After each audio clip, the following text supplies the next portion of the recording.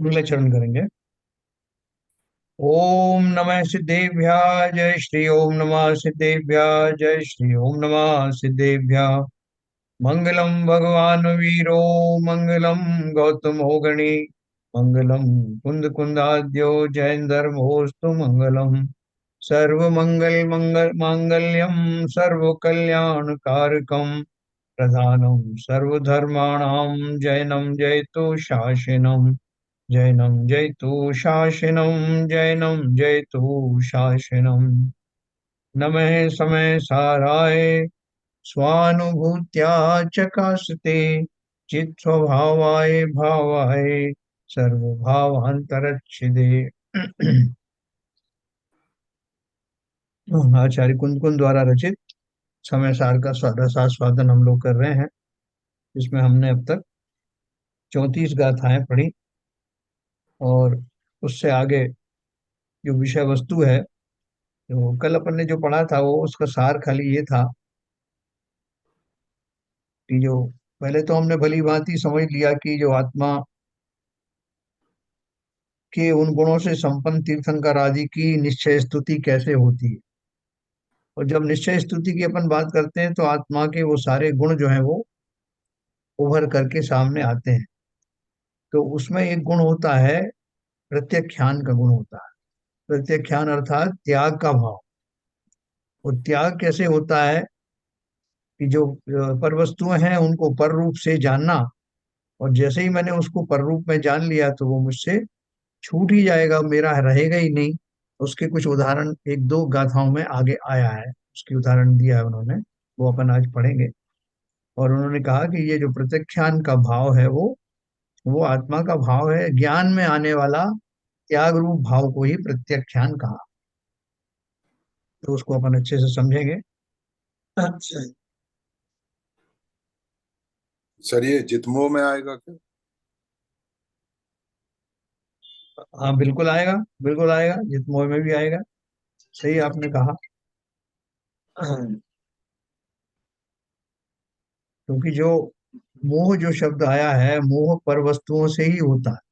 जी जी। निज वस्तु से होने वाला जो अनुराग है या प्रीति है या अपनापना है, वो तो अपना है, इसलिए उसमें मोह कहीं अप्लाई होता नहीं। तो जितनी भी पर वस्तुएं अपने से अतिरिक्त जिन वस्तुएं हैं, उनमें अपनापन मानना, उनमें राग आदि करना या द्वेष आदि करना, ये मोह के उदय में ही होता हाँ, तो जितमो का ही सब डिवीजन है। है। बिल्कुल। इसलिए अपन ने पहले पंचेंद्रियों के बारे में पढ़ा, भाव्य भावक भाव के बारे में पढ़ा, जी जी। जिसमें कि वो ज्ञान उन सब से पृथक है।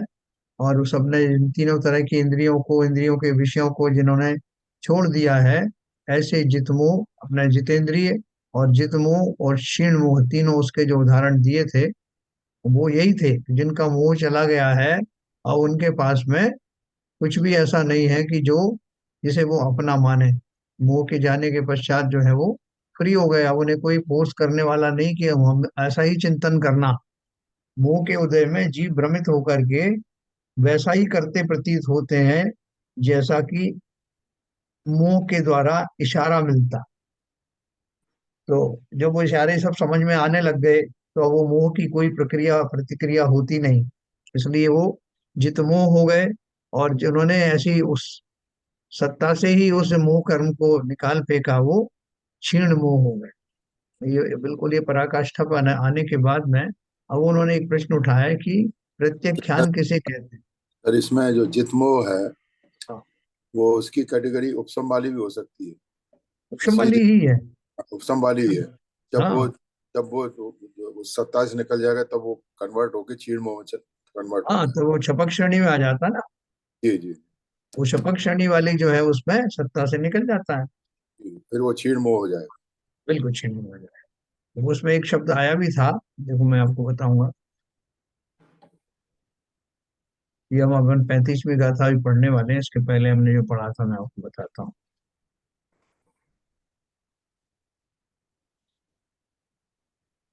चीड़ मोह मोह छीण होकर ये सत्ता। लिखा ना, क्षीण मोह नाम से कहते हैं, सत्ता में से नष्ट हो। आ, उन क्या शब्द ढूंढ रहे थे वो, शपक श्रेणी का।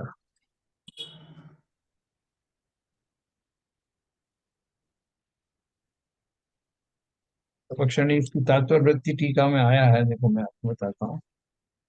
हाँ, हाँ ये आया, जित मोह साध 33 नंबर की गाथा। 32 33।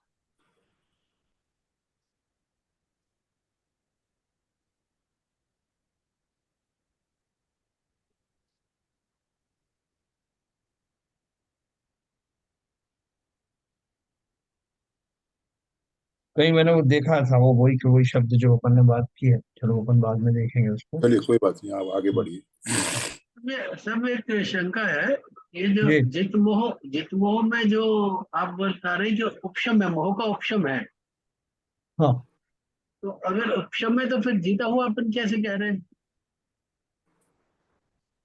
मतलब उस काल में। क्षीण मोह में एक्चुअली जीत लिया ऐसा तो, क्योंकि मोह जो है जो दबा हुआ था वो खत्म हो गया। हाँ, और देखो जीतना भी अपन, जैसे अभी मान लो कोई थोड़ा टेम्परेरीली अपने क्रोध को जीत लेता है। ये टेम्परेरी इन द सेंस कि एक दशा एक निश्चित समय तक रहती है जिसमें वो किसी तरह का क्रोध करता हुआ नहीं पाया जाता। जैसे अब सम्यक दृष्टि है, उसने मिथ्यात्व का जो नाश किया हुआ ना, औपशमिक सम्यक पहली बार होता है, तो उस समय उसकी क्या दशा होती है? वो अनंतानुबंधी कषाय आदि सब जो है वो दब जाती है। तो उस काल में तो अनंतानुबंधी चली गई, और दूसरी जो है कषाय वो भी शमन को प्राप्त हो गई, उसके अंतर कोड़ा कोड़ी सागर प्रमाण जो है कर्म रह जाते हैं। वो सब अवस्था कब हो रही है? जब उसने उपशम किया है, उपशमन की अवस्था में। तो अपन उस अवस्था को ऐसे ही बताते हैं ना कि उसकी अनंतानुबंधी चली गई है और उसकी और कषाएं मंद हो गई हैं। उसके जो कर्म थे वो कोड़ा कोड़ी सागर से घट करके अंतर कोड़ा कोड़ी सागर हो गए। तो वो जो उस स्थिति का जो वर्णन है, उस स्थिति में अपन ये बोल रहे हैं ना कि अनंतानुबंधी चली गई। इसी तरह यहाँ हम बोल रहे हैं कि वो जित मोह हो गए हैं उस काल में, जब जीव जो मुनि है उपशम श्रेणी में से होके गुजरते हैं, तो 11वें नंबर का जो गुणस्थान आता है उपशांत मोह नाम का गुणस्थान आता है, which is equivalent to 12th गुणस्थान। जो शपक श्रेणी वाला जो गुणस्थान है उसके इक्विवेलेंट माना जाता है, क्योंकि तो उस इसको अवस्था में लगभग बिल्कुल वैसी स्थिति होती है जैसे अपन ने वर्णन किया ना कि पानी में से जैसे गंदगी नीचे बैठ जाती है, तो ऊपर का जल वैसा ही स्वच्छ हो जाता है जैसे कि उसके कणों के जाने से होता है। तो वो जो निर्मलता की अवस्था है वो उनकी इक्विवेलेंट अवस्था बताई है, इसलिए वो जितमो जितमोह का।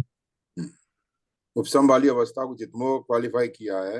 हाँ, और जब सत्ता से चले जाते हैं तब वो कन्वर्ट होके क्षीण मोह बन जाते क्षीण मोह हो जाता है। हैं, ये तो देखो, डिफरेंस। हाँ अभी पर अपन ये पढ़ रहे छीण भी शब्द वैसे ठीक नहीं है। छीण तो मतलब कमजोर हो गया, छीण माना होता है तो कमजोर है, इसमें तो चला ही गया ना एक्चुअली। हैं। नहीं, वो जो आप सही कह रहे हो, वो क्षीण शब्द का जो है दो तरह से प्रयोग किया जाता है। एक अपन ऐसे ही करते हैं कि उनका शरीर बहुत क्षीण होता जा रहा है, और एक उसका क्षीण का अर्थ समाप्ति भी होता है। समाप्त हो जाना भी उसका एक मीनिंग है। तो वो उस रूप में उसका प्रयोग होता है। ये प्रश्न बहुत लोगों ने उठाया था, मेरे मन में भी आया था, ये क्षीण का दो मतलब होते हैं। तो देखो यहाँ 34 नंबर अपन ने पढ़ा था। हाँ, प्रत्याख्यान के बारे में अपन पढ़ रहे थे कि प्रत्याख्यान क्या चीज है। तो ये जो गाथा हमने पढ़ी थी, सब भाव ही सब भाव पर ही जान प्रत्याख्यान भावों का करे, इससे नियम से जानना कि ज्ञान प्रत्याख्यान। वो बोल रहे हैं जो प्रत्याख्यान जो किया जाता है, प्रत्याख्यान का अर्थ जो त्याग होता है, तो वो त्याग कौन करता है और कैसे करता है? तो देखो अपन बहुत गहराई से भी जा रहे हैं, जिसमें कि वो जो आत्मा है उसका क्या कर्तापना क्या है, कहाँ तक सीमित है, वो क्या कर सकता है।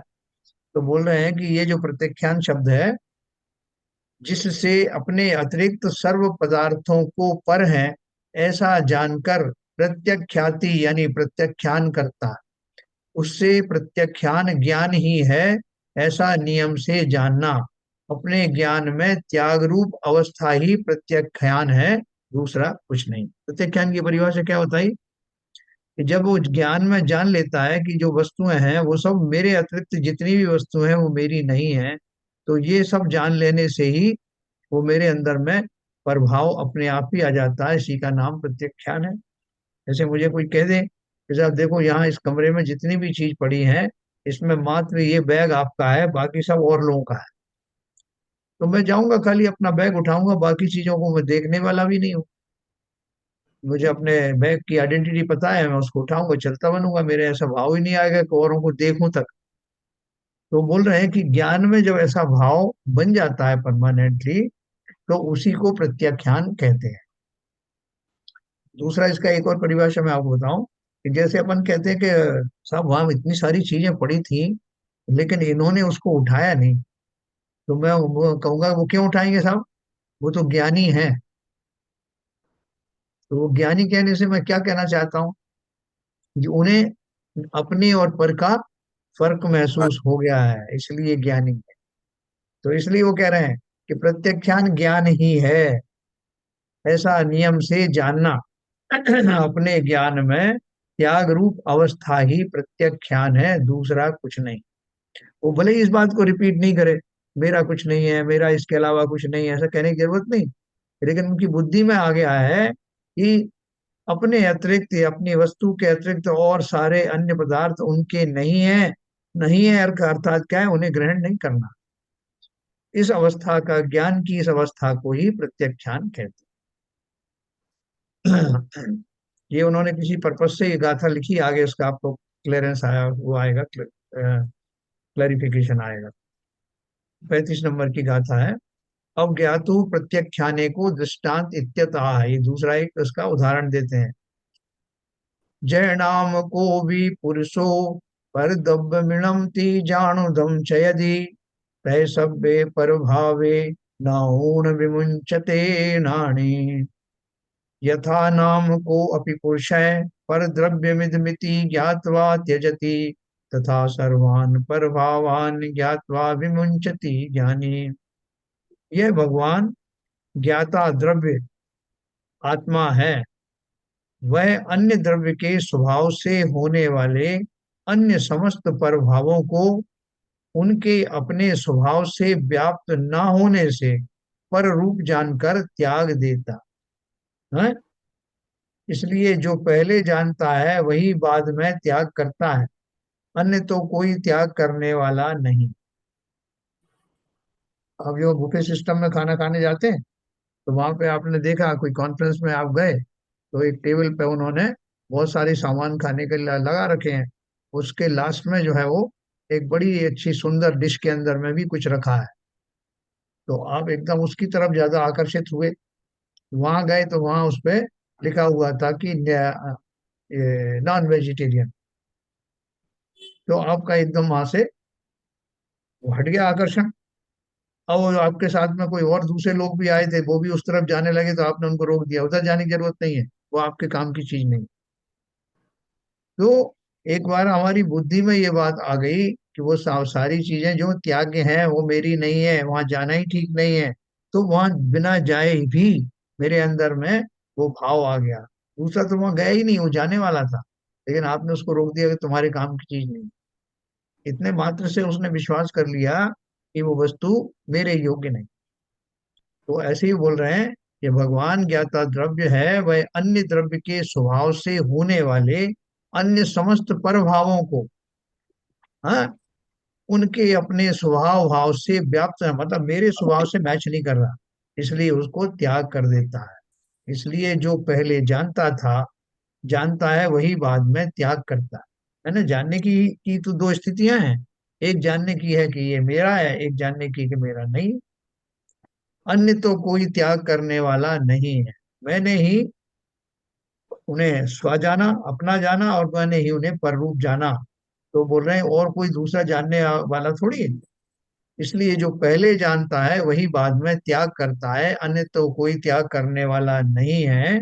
इस प्रकार आत्मा में निश्चय करके प्रत्याख्यान के यानी त्याग के समय प्रत्याख्यान करने योग्य पर भाव की उपाधि मात्र से प्रवर्तमान त्याग के कर्तृत्व का नाम आत्मा को होने पर भी परमार्थ से देखा जाए तो प्रभाव के त्याग यानी कर्तृत्व का नाम अपने को नहीं है, स्वयं तो इस नाम से रहित है, क्योंकि ज्ञान स्वभाव से स्वयं छूटा नहीं है। इसलिए प्रत्याख्यान ज्ञान ही है, ऐसा अनुभव करना चाहिए। क्यों ये इतनी सारी बात कर रहे हैं, देखो भावार्थ में दिया है। आत्मा को परभाव के त्याग का कर्तृत्व है, वह नाम मात्र है। यानी किसी ने ये प्रश्न किया कि आत्मा इसको पर वस्तुओं को छोड़ता है, तो बोलते हैं कि छोड़ कैसे सकता है? आत्मा का जो छोड़ना और पकड़ने का तो स्वभाव है ही नहीं, क्योंकि वो तो कर्तृत्व हो जाएगा, मैंने फिर उसको उस बात का अहम आ जाएगा कि मैंने इस वस्तु को छोड़ा, इस वस्तु को पकड़ा। ये आत्म द्रव्य का काम नहीं। तो बोले इसलिए वो जो कर्तृत्व कहलाता है, कि कहने में जो आता है कि आत्मा ने छोड़ दिया, वो तो कहने मात्र की बात है। वास्तव में तो उसके जो ज्ञान की पर्याय में जो व्याप्त हो रहा था, उन वस्तुओं के प्रति जो ममत्व आदि भाव था, वो सब छूटने से वो ज्ञान उससे मुक्त हो गया। आत्मा उन भावों से मुक्त हो गई जिन भावों से वो उनको अपनी कहता था। आत्मा को परभाव के त्याग का कर्तृत्व है, वो तो नाम मात्र है। यह स्वयं तो ज्ञान स्वभाव है ना। ज्ञान में वास्तव में अच्छा बुरा, मेरा, पर का, ये सब तो होता ही नहीं। क्योंकि ये सब जो भाव हैं वो कौन सी दशाएं हैं? मेरा अपना, ये पराना परायापन होना, ये सब भाव जो हैं स्वाभाविक भाव नहीं है, विभाव भाव। पर द्रव्य को पर जाना और फिर प्रभाव का ग्रहण न करना, वही त्याग है। इस प्रकार स्थिर हुआ ज्ञान ही प्रत्यक्षान है। ज्ञान के अतिरिक्त दूसरा कोई भाव नहीं है। अब यहाँ यह प्रश्न होता है कि ज्ञाता का प्रत्यक्षान ज्ञान ही कहा, तो उसका दृष्टांत क्या है? उसके उत्तर में दृष्टांत दाष्टान्त रूप गाथा कहती है। गाथा में ये बता रहे हैं कि जो त्याग रूप भाव है ना, वो त्याग रूप भाव जो है वो आत्मा का ज्ञान की दशा है। तो उसको समझाने के लिए उन्होंने एक गाथा कही कि कैसे है ये। और का है जान कर पर द्रव्य को नर तजे, त्यों और के हैं जान कर पर भाव ज्ञानी परितजे। देखो ये मूल गाथा है।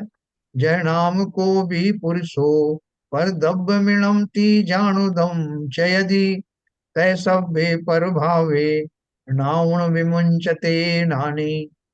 यथा नाम कोऽपि पुरुषः परद्रव्यमिदमिति ज्ञात्वा त्यजति, तथा सर्वान् परभावान् ज्ञात्वा विमुंचति ज्ञानी। देखो इसको उन्होंने बताया है, जैसे लोक में कोई पुरुष पर वस्तु को यह पर वस्तु है ऐसा जाने, तो ऐसा जानकर पर वस्तु का त्याग करता है। उसी प्रकार ज्ञानी पुरुष समस्त परद्रव्यों के भावों को यह प्रभाव है ऐसा जानकर उनको छोड़ देता है। जैसे कोई पुरुष धोबी के घर से ब्रह्मश दूसरे का वस्त्र लाकर उसे अपना समझकर ओढ़कर सो रहा है, और अपने आप ही अज्ञानी यह वस्त्र दूसरे का है ऐसे ज्ञान से रहित हो रहा है।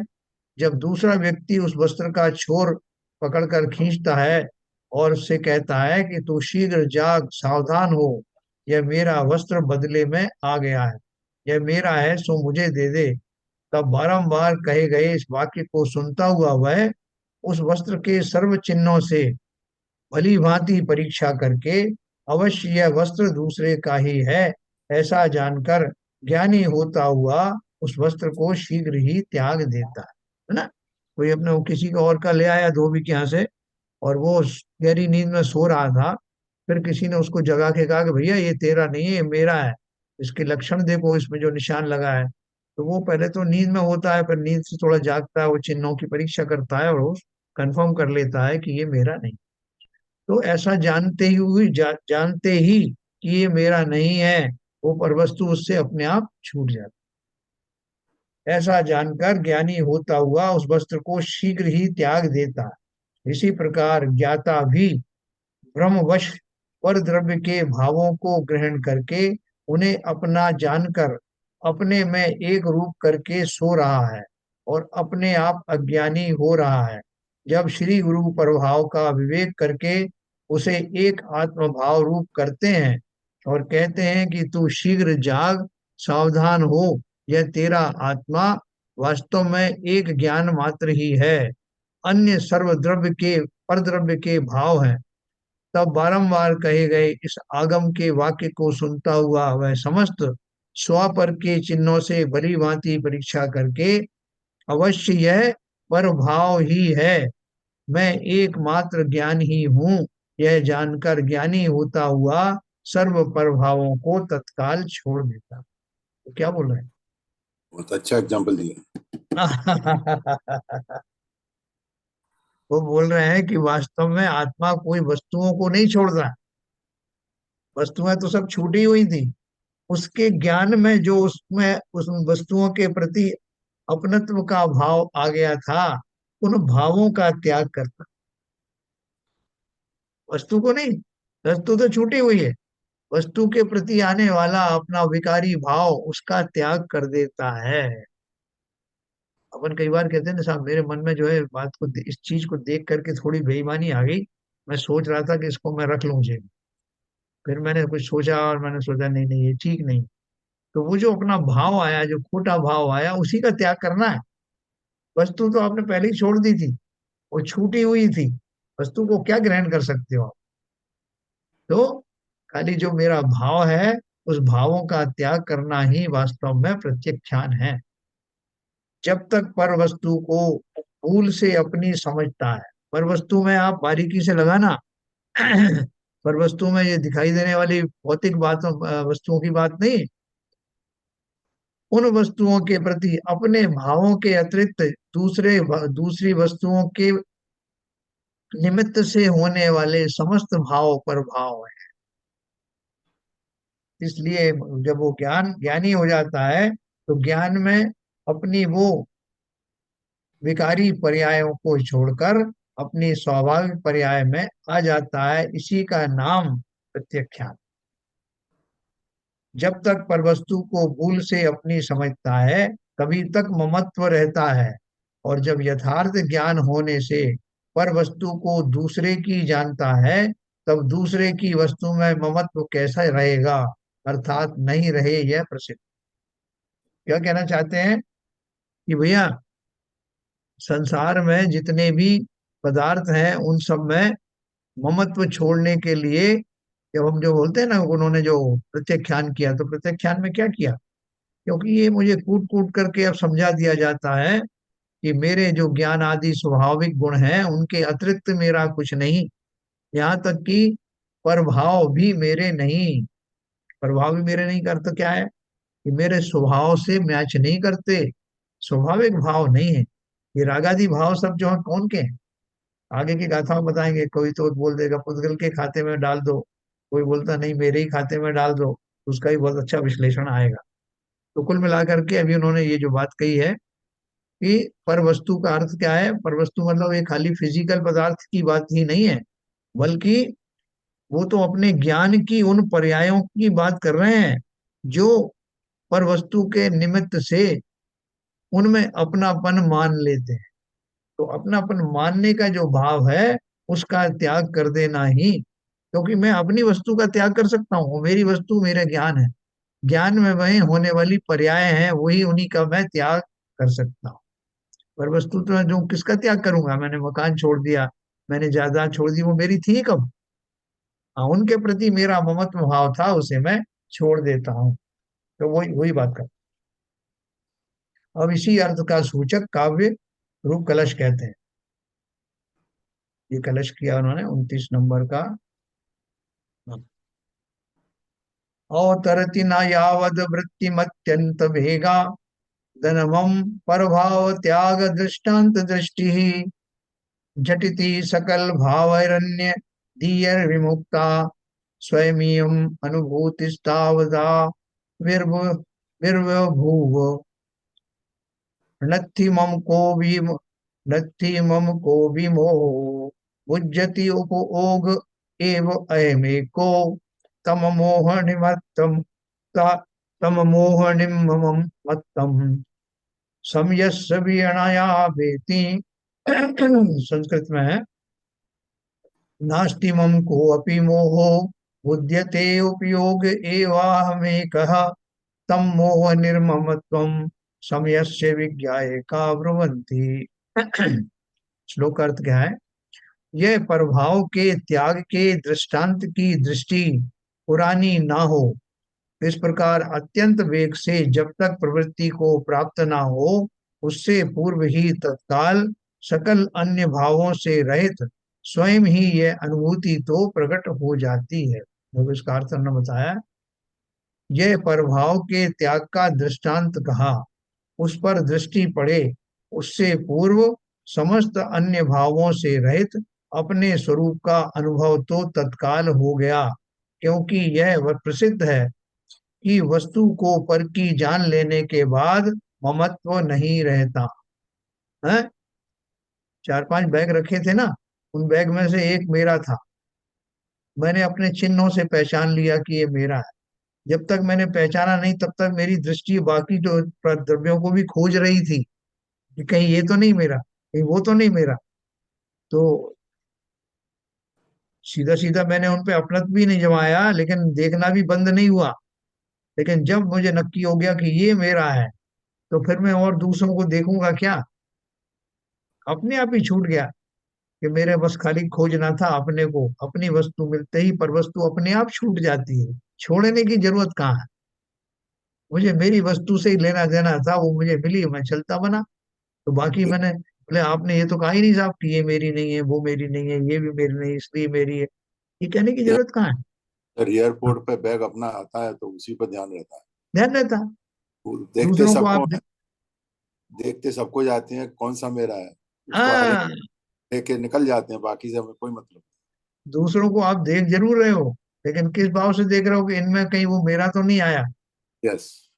है ना? तो इसलिए ये बोल रहे हैं कि जब वस्तु को देखा ना, क्योंकि यह प्रसिद्ध है कि वस्तु को परखी जान लेने के बाद ममत्व नहीं रहता। अब एक जैसे दो सूटकेस उसमें आ गए बेल्ट पे चलते हुए, तो आपको थोड़ा भ्रम हो गया कि मेरा है कि किसका है। तो बगल वाले ने कहा भाई साहब ये आपका नहीं है, इसमें मैंने निशान लगा रखा है। तो मैंने देखा हाँ उसका निशान लगा, हाँ ठीक है आपका, आप ले जाइए। मैं निश्चिंत हो गया। तो वही फिर काहे का ममत्व। देख जब तक निश्चित नहीं किया था तब तक मैं सोचा था ये है मेरा या ये है, इसको लेके जाऊं। तो इस अनुभूति से प्रभाव का भेद ज्ञान कैसे हुआ, ऐसी आशंका करके पहले तो जो भावक भाव मोह कर्म के उदय रूप भाव, उसके भेद ज्ञान का प्रकार कहते हैं, है ना? वैसे बहुत सिंपल चीज है ये, उन्होंने समझा दिया आपको। अब उसकी और उन्होंने थोड़ा सा और रीइंफोर्स किया है, वो तो अपन पढ़ लेते हैं। कुछ मोह वो मेरा नहीं उपयोग केवल एक है, इस ज्ञान को ज्ञायक समय के मोह निर्ममता कहे। ऊपर वाली बात हो गई। गाथा में उन्होंने जो कहा वो लिखा है, जो यह जाने कि मोह मेरा कोई भी नहीं है, एक उपयोग ही मैं हूं, ऐसे जानने को सिद्धांत के अथवा स्वपर स्वरूप के जानने वाले मोह से निर्ममत्व कहते हैं। देखो पूरी समय सार में मोह की निवृत्ति ही सिखा रहे हैं कि मोह से कैसे निवृत्त होना। तो उसको तरह तरह के एग्जाम्पल से तरह गाथाओं के द्वारा ये बता रहे हैं, और साथ में ये भी बता रहे हैं कि वास्तव में इस जीव का मोह कोई भी लगता नहीं। मोह उसका सगा संबंधी है नहीं। ये जबरदस्ती का जो है उस पर एक तरह से मिलन हो गया था समझो। जैसे कोई हमारा ऐसा है, कोई व्यक्ति मिल जाए हमको जो हमारा पीछा नहीं छोड़ रहा है, हम उससे पीछे छुड़ाना चाहते हैं तरह तरह से उसको, और वो हमारे पीछे चिपका हुआ है। तो ऐसा ही है कि ज्ञान मेरा जो स्वाभाविक गुण है, उनमें मोह का कोई दूर दूर तक लेना देना नहीं।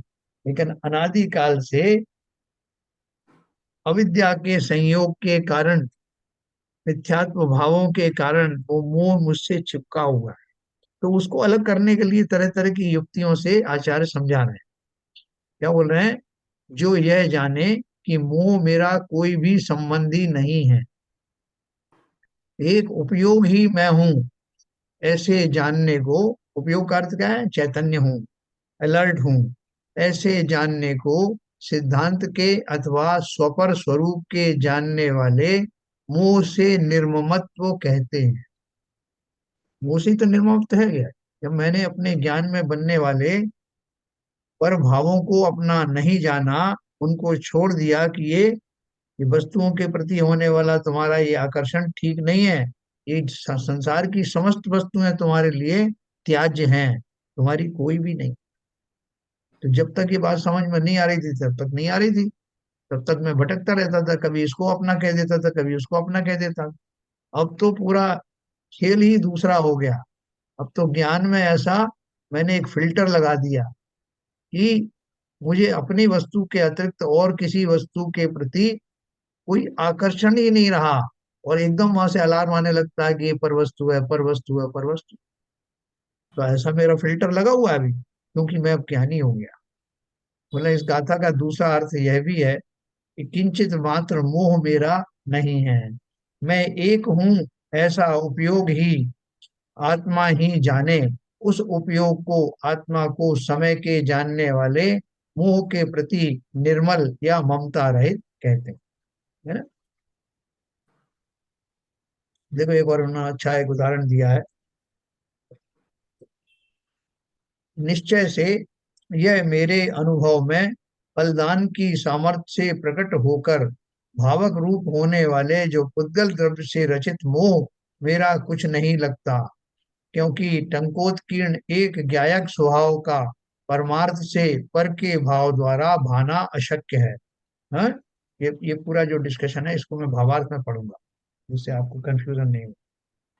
हाँ, थोड़ा सा पढ़ लेते हैं इसमें, वो जो उदाहरण है ना, श्रीखंड वाला। ऐसा चैतन्य शक्ति मात्र स्वभाव मात्र के द्वारा भगवान आत्मा ही जानता है कि परमार्थ से मैं एक हूँ। इसलिए यद्यपि समस्त द्रव्यों के परस्पर साधारण अवगाह का निवारण करना अशक्य होने से मेरा आत्मा और जड़। देखो वो कह रहे हैं कि जैसे पानी में दूध मिला हुआ हो या दूध में पानी मिला है, तो कितने लोग भ्रमित रहते हैं कि पानी और दूध एक ही है, एक मेक हो गया है, इसको अलग नहीं किया जा सकता। भले हम उसको पतला दूध कह देते हैं या गाढ़ा दूध कह देते हैं, लेकिन पानी की अलग से कल्पना नहीं कर पाते जब वो पानी उसमें मिल जाता है। तो वो ये कह रहे हैं परमार्थ से मैं एक हूँ, इसलिए यद्यपि समस्त द्रव्यों के परस्पर साधारण एक क्षेत्र में रहने के कारण मेरी आत्मा और जड़, शरीर और आत्मा कैसे मिला हुआ है। जैसे क्षीर नीर की तो बात करते हैं, यहाँ उन्होंने दूसरी उदाहरण दी, श्रीखंड की भांति एक मेक हो रहे हैं। श्रीखंड होता है ना, तो श्रीखंड में क्या क्या मिलता है, उसमें दही है, शक्कर है ना। तो वो बोल रहे हैं श्रीखंड की भांति स्पष्ट अनुभव में आने वाले स्वाद के भेद के कारण मैं मुंह के प्रति निर्मम ही हूँ, क्योंकि सदा अपने एकत्व में प्राप्त होने से समय अर्थात आत्म पदार्थ अथवा प्रत्येक पदार्थ ज्यों का त्यों ही स्थित रहता। दही और शक्कर मिलाने से श्रीखंड बनता, उसमें दही और शक्कर एक जैसे मालूम होते हैं, तथापि प्रकट रूप खट्टे मीठे स्वाद के भेद से भिन्न भिन्न जाने जाते। श्रीखंड में मैं चीनी कहाँ चली गई आपको दिखाई तो देगी नहीं देखने से, वो दही भी उस रूप में नहीं दिखाई देता जैसे नॉर्मली दिखता, लेकिन दोनों का मिला जुला रूप जो है आपको मिला। और जब आप उसका स्वाद लेते हैं तो उसमें कुछ खट्टा और कुछ मीठा दोनों स्वाद आते हैं। उससे अपन अंदाज लगा लेते हैं इसमें कुछ खट्टा भी है, उसमें कुछ मीठा भी है। तो बोल रहे हैं उसी तरह से आत्म पदार्थ और शरीर का जो हमें आभास रहता है, इंद्रियों के विषयों का और आत्मा का मिला जुला स्वाद आता रहता है। दही और शक्कर मिलाने से श्रीखंड बनता है, उसमें दही और शक्कर एक जैसे मालूम होते हैं, तथापि प्रकट रूप खट्टे मीठे स्वाद के भेद से भिन्न भिन्न जाने जाते हैं। इसी प्रकार द्रव्यों के लक्षण भेद से जड़ चेतन के भिन्न भिन्न स्वाद के कारण ज्ञात होता है कि मोह कर्म के उदय का स्वाद रागादिक है, वह चैतन्य के निज स्वभाव के स्वाद से भिन्न ही है। इस प्रकार भावक भाव जो मोह का उदय उससे भेद ज्ञान हुआ है, हमको भी होता है कि नहीं। अगर हम ईमानदारी से कभी देखें तो हमको पता लग जाएगा कि कौन सी क्रियाएं मेरी हैं और कौन सी क्रियाएं शरीर की, कौन सी चीज है मेरे शरीर की। अपन उसको एनालाइज कभी करते हैं कि साहब मैं बोझ मैं, शरीर तो मेरा ही है, एक तरह से गुलाम है साहब, जैसा मैं चाहता हूँ वैसा शरीर करता है। लेकिन फिर हमें कोई ने खबर दी कि साहब वो अपना वो जो एक मित्र था ना, उसको जो है पैरालिटिक अटैक आया। बोले वो क्या होता है, उसको बोलो इधर आ जाए। बोले इधर ही तो नहीं आ सकता था वो, अरे क्यों नहीं आ सकता? उसको शरीर को कहना ही तो है कि हाँ चलो, चल देगा शरीर। बोले नहीं जा रहा शरीर, चलना तो दूर की बात है, हाथ भी नहीं उठ रहा। तो ज्ञानियों को पता लगता है कि शरीर किंचित मुझे मेरे कहने में कहा जाता है एक अपेक्षा से, लेकिन वास्तव में है नहीं। उद्गलों से बना हुआ वो स्कंद अपने स्वभाव के कारण जो जो उसके स्वभावगत दशाएं हैं उन्हीं का अनुपालन करता। भोजन आदि जाते हैं गुजरते हैं तो उनको कैसा डाइजेशन होना है, क्या होना है, वो पूरा मैकेनिज्म शरीर का अपने आप करता है। कहाँ पे एब्जॉर्ब करना है, कहाँ उसको निकालना है, कहाँ मल रूप में परिवर्तन करना है, ये सब शरीर का काम। मैं कौन होता हूँ ये करने वाला? हमेशा मेरे कहने से ही होता है, आप क्या बात कर रहे हैं? बहुत सारे इसमें लोगों को बहुत जस्ट भ्रम। एक जैसे ही मतलब एक शंका सी है। मतलब वैसे तो हाँ क्लियर भी है, पर मैं रखना चाह रहा हूँ अपना जो, हाँ, बोलिए बोलिए। जैसे आपने जो पैरालिसिस का बताते हैं अक्सर, अपन काफी समय से कई बार इसका एनालिसिस समझा है, आपने हाँ समझाया और समझ में भी आया है। हाँ पर एक जैसे बात दिमाग में आ रही थी अभी कि जब वो ये पैरालिसिस वाली स्थिति है, उसमें क्या होता है, इसमें जो आत्मा के प्रदेश उस पार्ट के, वो वहां से हट गए हैं। अब हाँ। ये तो आत्मा हटे क्यों, अगर हटने के बाद भी वहां पे उसका हुक्म चलाना चाहती है, तो कैसे हुक्म मानेगा वो शरीर? वो वहां से जो पैरालिटिक पार्ट है वहां से आत्मा के प्रदेश हट गए। हाँ तो जब तक उसका साम्राज्य था आत्मा का वहां पर, तो शरीर मान हाँ रहा था उसकी बात। जब हाँ तक साम्राज्य उसने छोड़ लिया तो नहीं मान रहा उसकी बात। हाँ। तो क्यों हट गए वो? किसने कहा उनसे हटने की? वो आप ही बता सकती है। हाँ?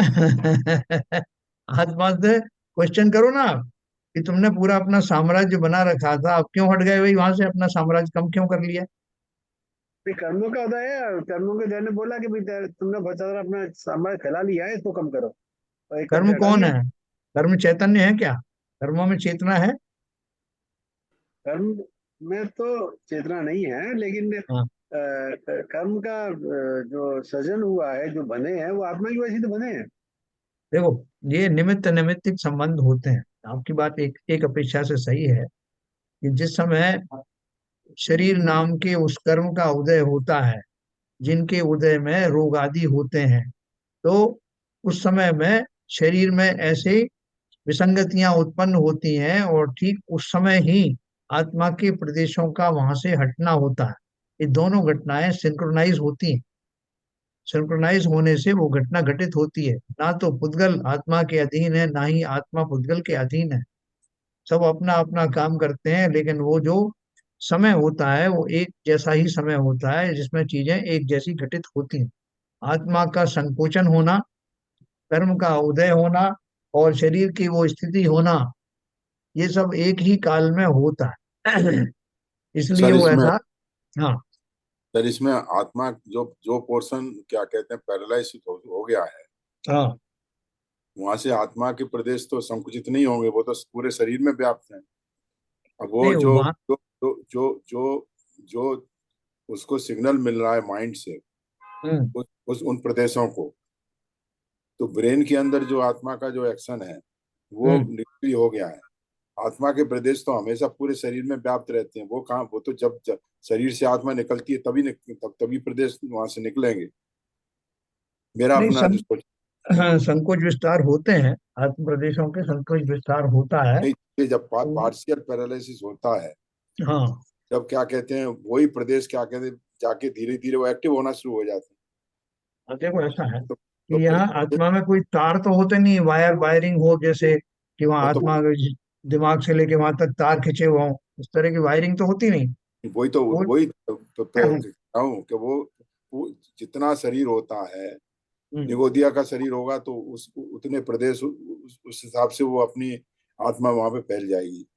जब मनुष्य का शरीर है तो पूरे शरीर में फैल जाएगी। जब तक कि वो पोर्शन वहां से, जैसे किसी का हाथ कट गया हाँ। और ऑपरेशन हो गया, तो हम्म, वो जहाँ जहाँ पे वो सील हो गया, आत्मा के प्रदेश वहीं तक संकुचित रहेंगे। जब हाँ। तक शरीर पूरा है, आत्मा के प्रदेश पूरे रहेंगे, मगर वो पोर्शन निष्क्रिय रहता है। जो मेरा अपना एनालिसिस है, आप नहीं बताइए। नहीं, वो निष्क्रिय रहता है। निष्क्रिय रहने का अर्थ क्या है? कि मतलब वहां अपन कहते हैं हाथ शून्य हो गए, पैर शून्य जी। हो गए, तो उसका अर्थ क्या हुआ? फिजिकली देखेंगे तो रक्त का प्रवाह वहां नहीं हो रहा है। हाँ। है ना। जो जो मैकेनिज्म था उस शरीर का, जो मैकेनिज्म था, वो मैकेनिज्म उस रूप से काम नहीं कर रहा। नहीं, मैकेनिज्म जैसे काम नहीं कर रहा, मगर आत्मा के प्रदेश, आत्मा तो शरीर से अलग है। हम्म। शरीर की मैकेनिज्म काम नहीं कर रही, वो पुद्गल है। हाँ। उसके उसके परमाणु का स्कंद काम नहीं कर रहे हैं, मगर आत्मा के प्रदेश तो सब जगह हैं। अभी जैसे आदमी जो जब मृत। जिसकी जिसकी आंख, एक आंख अगर खराब हो गई है, तो हाँ। उसके पीछे आत्मा के प्रदेश तो रहते हैं। उसका जो जो फिजिकल पुद्गल का जो स्वरूप है, वो काम नहीं कर रहा है, इसलिए आपको दिखता नहीं है आंख से। अगर हाँ आंख तो से दिखता नहीं है, प्रदेश तो वहां हमेशा रहेंगे। प्रदेश तो है, प्रदेश हाँ तो है, लेकिन जो जैसे हमारी जो भावेंद्रिय होती है ना, जी। भावेंद्रिय क्या काम करती हैं? आंख के पीछे होने वाले आत्मा के जो प्रदेश आंख के देखने के लिए रिस्पॉन्सिबल हैं, वो प्रदेश किसी कारणवश वो वहां एक्टिवेट नहीं रहते। वो वो बात नहीं रहते तो उस वो अवस्था बात को। सही है, पर आत्मा के प्रदेश रहते हैं। मगर जो भावों का जो निमित्त नैमित्तिक संबंध हाँ। होता है, वो इनका एक्शन निष्क्रिय हो जाता है ऐसी जगह। और वो निष्क्रियपना आप वैसे ही बोलो कि मतलब उसमें जो उसका अपन कहते हैं ना कि हमारे जो शून्य हो गया है, शून्य पड़ गया, तो वो सब निष्क्रिय अवस्था जो कहलाती है, उसका अर्थ यही है कि उसमें जितनी चैतन्यता होनी चाहिए, वो चैतन्यता उस काल में, वो उस पर्याय में नहीं रहती। अभी जैसे पूरा शरीर इंटैक्ट है, लेकिन आदमी जो है वो मर गया, तो नहीं, पूरा मैकेनिज्म, मैकेनिज्म वो तो पूरा बिल्कुल इंटैक्ट है। नहीं नहीं, वहां पूरा से तो मैकेनिज्म। जब वो तो पूरी आत्मा ही निकल गई। हाँ। मगर जब तक देखिए, दो चीजें हैं। हाँ। जब तक आत्मा शरीर के अंदर है, जितना शरीर है उसमें आत्मा के प्रदेश सब जगह फैले हुए हैं। हम्म। अब जो भी इंटरेक्शन होता है भावों की वजह से होता है। जो जो भाव हमें आँख का है, न कान का है, नाक का है, वो भावों से उसको सिग्नल मिलके वो जाके अपने क्रियान्वित होते हैं। अब जब उसको नहीं तो जो जो सिग्नल जा रहा है उसमें आत्मा की तो रोल है एक्चुअली। जैसे अभी आत्मा स्पर्श है, का, जैसे जो आत्मा शरीर के है, आत्मा के जो अपना चैतन्यता का रोल है। स्पर्श नहीं सर, एक्चुअली जो शरीर है, स्किन है, उसके पीछे आत्म प्रदेश है। जब छूता है कोई तो हमें पता चलता है। अब वहां पर आत्मा मौजूद है तब तो स्पर्श को अनुभव कर वो पाएगी। किससे, लेकिन आत्मा का अगर जो नहीं है लेन, तो आत्मा का जो व्यापार होता है वो चैतन्यता से होता है।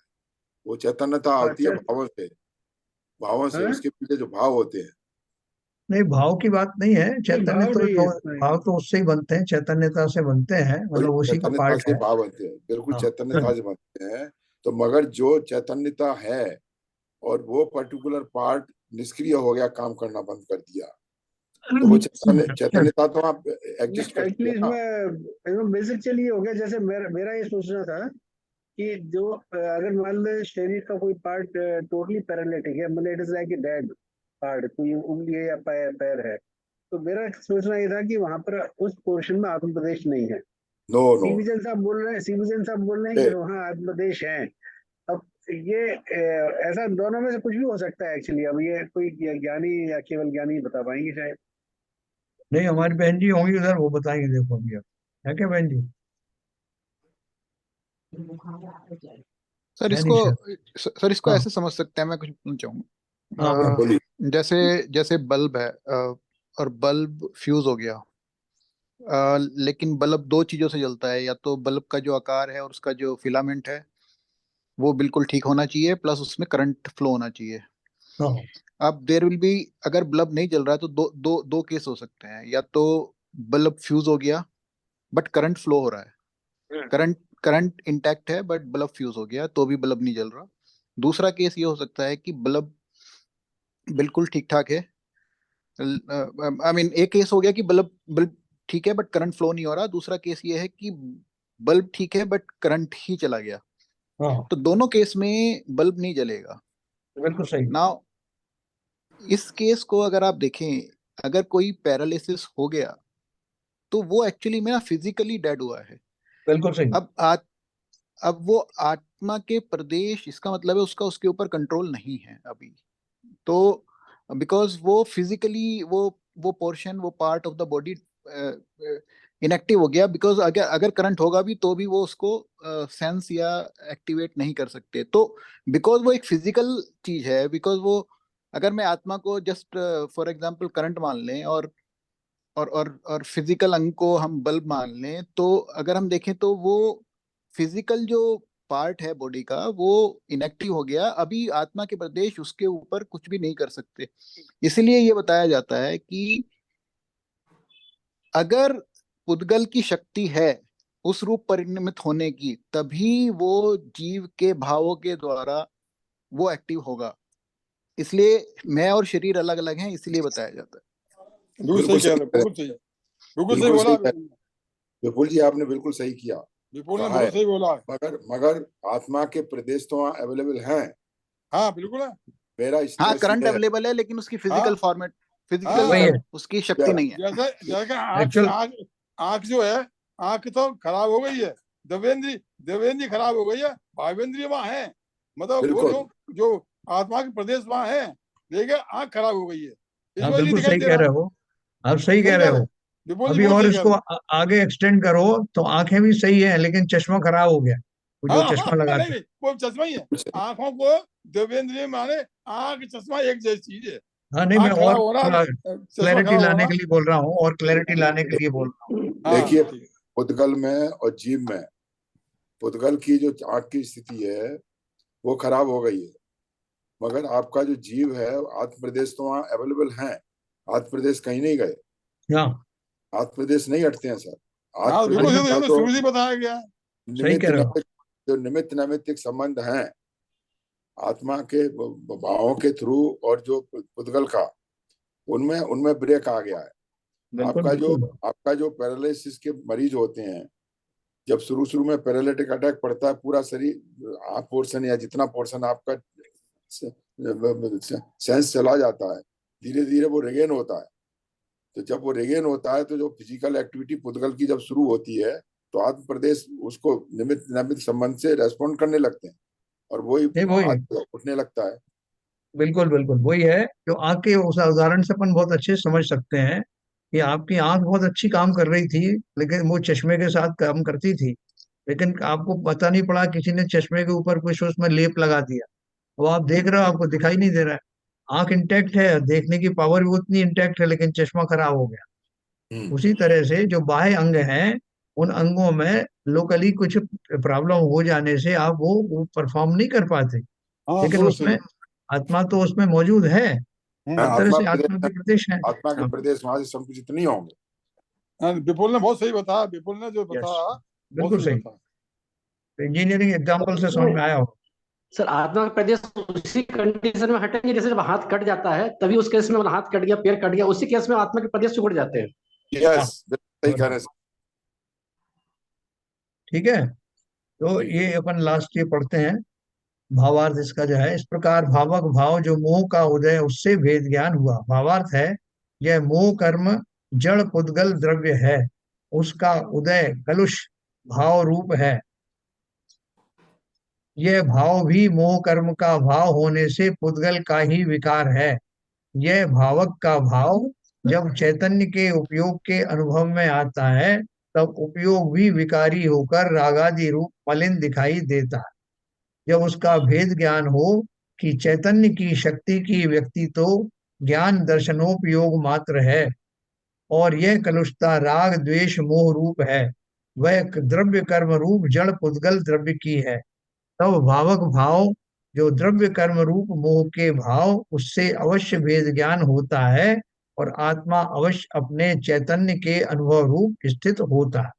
हाँ? देखो इन्होंने क्या बात कही है कि जो जो उसके भाव जो बिगड़ते हैं आत्मा के, वो किससे बिगड़े हैं? यह मोह कर्म जड़ पुद्गल द्रव्य है। मोह कर्म कौन सा वाला? जो मोहिनी कर्म है, कर्म किससे बनते हैं? कर्माण शरीर वगैरह होता है तो पुद्गल से ही बनता है, परमाणुओं से ही निर्मित होता है। बिल्कुल से जो होता है मोह कर्म जड़ पुद्गल द्रव्य है, उसका उदय कलुष यानी मलिन भाव रूप है।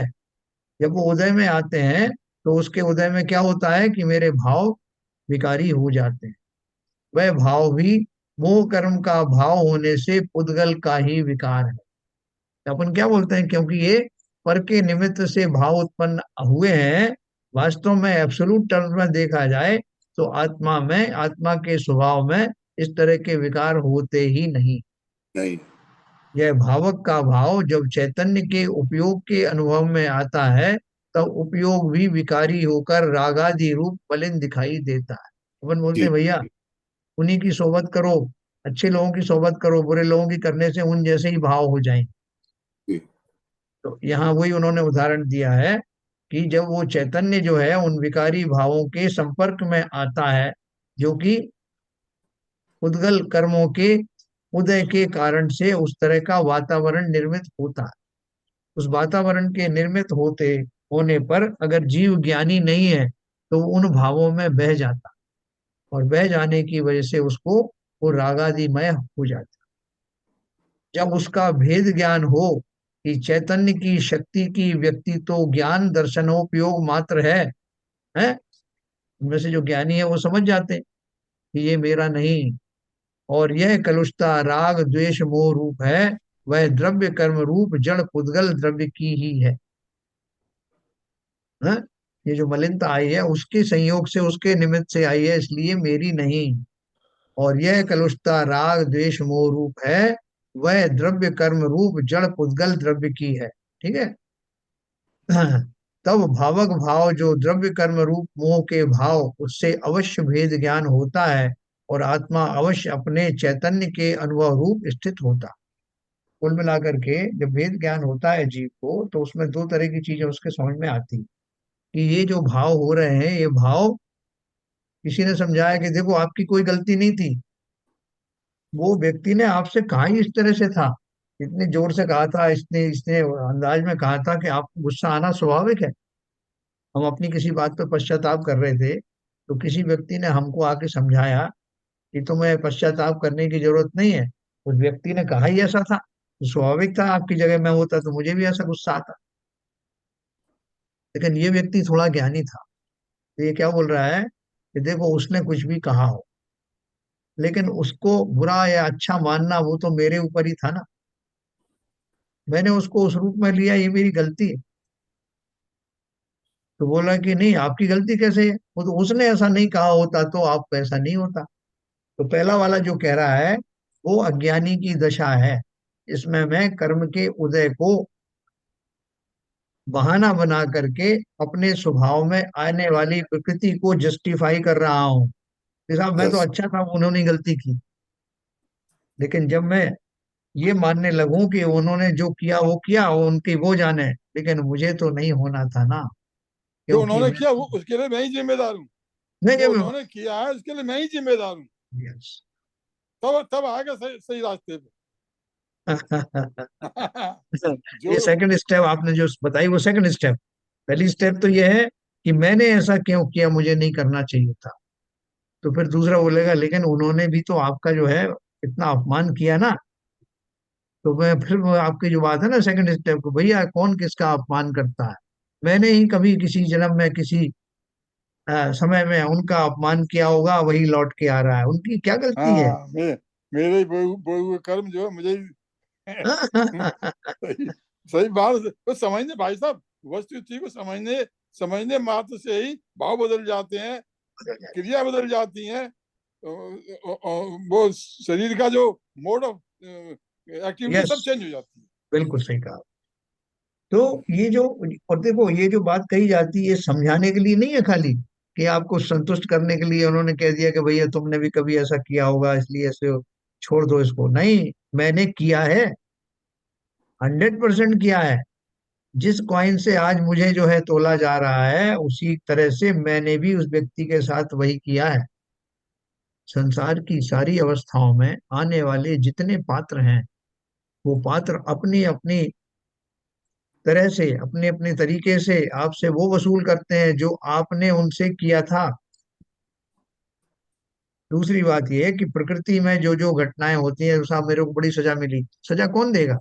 प्रकृति में कोई व्यक्ति तो है नहीं अलग से जो आपको आके दंड दे, वो इन्हीं व्यक्तियों और स्थानों के घटनाओं के माध्यम से तो आपके पूर्व कर्मों का की सजा मिलती है। ये सारे देवदूत हैं, प्रकृति के भेजे हुए दूत हैं। उस बहाने से वो आते हैं, कोई गुस्सा करने आता है, कोई कुछ करने आता है, लेकिन वो प्रकृति के ही दूत हैं सब जो। वो क्रियान्वयन आपके कर्मों का उनके थ्रू होता है, इसलिए वो मात्र निमित्त हैं, इंस्ट्रूमेंट हैं, उपकरण हैं। इसलिए उन पर क्या बैर रखना। पहले के जमाने में राजाओं के पास दूत आते थे ना, तो उनकी एक राजनीति का हिस्सा होता था कि दूत को दंड नहीं देना। वो तो उनकी बात कह रहा है, अपने मालिक की जो भी कह लेके आया। उसी प्रकार संसार में घटने वाली समस्त घटनाएं, जिनको हम जिनके लिए हम उनको दोषी मानते हैं, जिनके माध्यम से वो सजा हमारे पास आती है हम सब स्वान बुद्धि है ना। जैसे स्वान होता है ना, कुत्ता, डंडा फेंक के मारा तो डंडे को मुंह में पकड़ लिया, ये डंडा नहीं होता तो मुझे सजा नहीं मिलती। लेकिन डंडा फेंका किसने, वो हमारे समझ में नहीं आता। वो मैंने ही फेंकवाया अपने ऊपर। पहले फेंक के आया था, वो वापस करने आया तो मुझे बड़ी तकलीफ हुई कि साहब इन्होंने मेरे को ये किया, इन्होंने मुझे ठग लिया, इन्होंने मेरा ये पैसा लूट लिया, उन्होंने मेरे साथ ये सब किया। ये सारी सजाएं मैं ही, इनका सबका एक एक चीज का उत्तरदायी मैं ही हूँ। लेकिन हम मानते नहीं इस बात। अब देखो, अपन किसी से झगड़ करके आते हैं ना, जब थोड़े शांत होते हैं, तो शांत होने पे अपना के आत्मा थोड़ा सा नॉर्मल भाव में आता है। उस समय हमको लगता है कि यार ये घटना हुई, इसमें मेरी भी कुछ गलती थी क्या। तो एक तरफ से अंदर से आवाज आएगी कि हाँ, अपन को भी, अपन ने ऐसा किया, ये अपनी गलती थी। तुरंत ही उसका जो विरोध भी आएगा आपके यहाँ से कि नहीं मैंने किया, वो तो चलो ठीक है, मगर उसको तो ऐसा नहीं करना था ना, वो तो मुझसे छोटा था ना।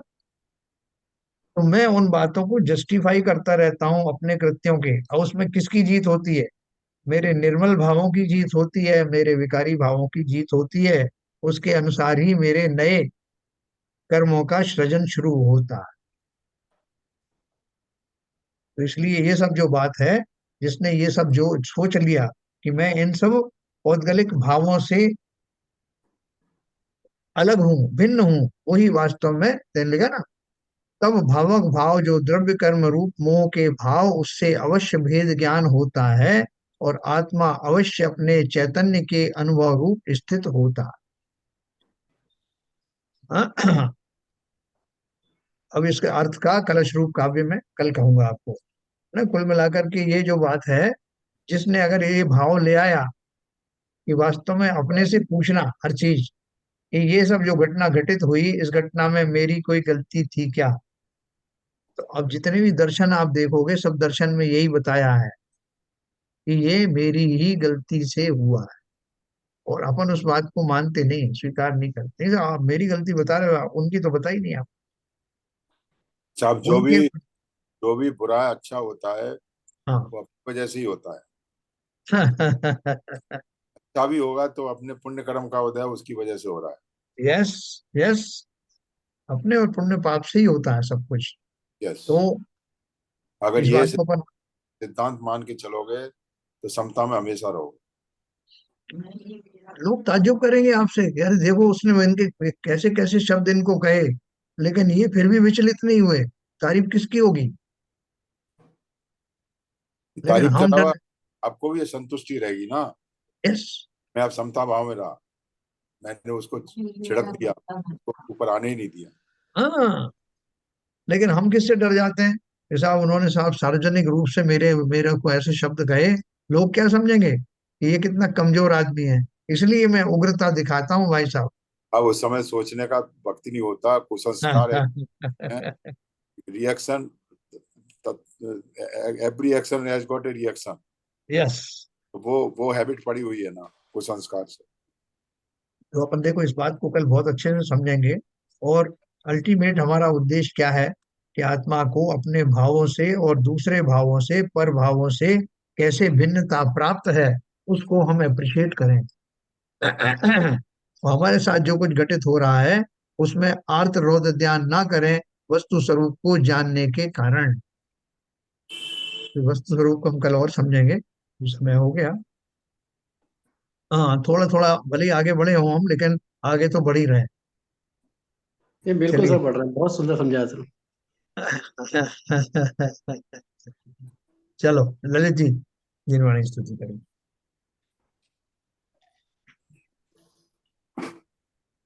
तम नाश वेको ज्ञान के प्रकाश वेको आपा परवास वेको भानु सी बखानी है श्याम द्रव्य जान वेको बंद वेजी भान वेको स्वतन की छान वेको परम प्रमाणी है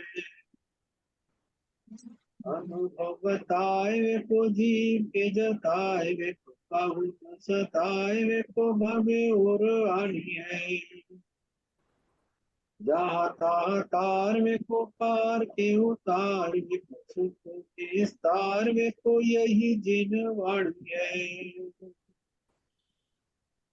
हे जिनवाणी भारती तो है जो दिन रहे जो तेरी शरण गए सो पावे सुख चैन या वाणी के ज्ञान से सूझे लोकालो तो वाणी मस्तक धरो सदा देते हैं दो सदा देते हैं।